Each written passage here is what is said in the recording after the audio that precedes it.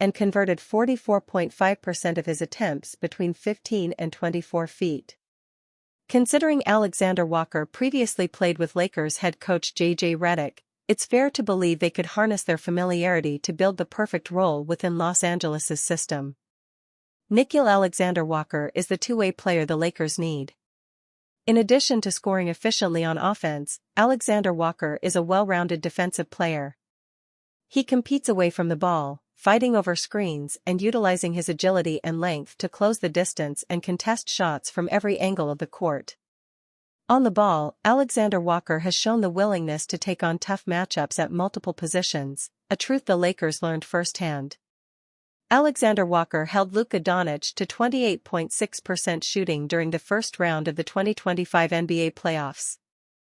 2 rounds later, 2024-25 MVP Shai Gilgeous-Alexander shot 38.1% when he was defended by the Timberwolves standout.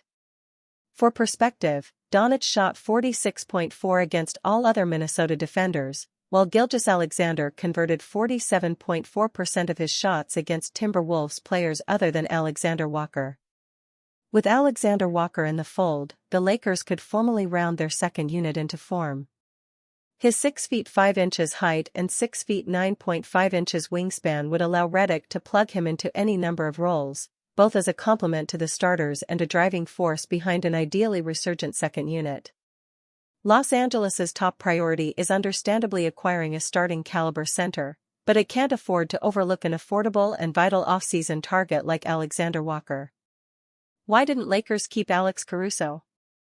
Thunder's key piece could have been with LeBron James, Luka Doncic. Oh, what could have been?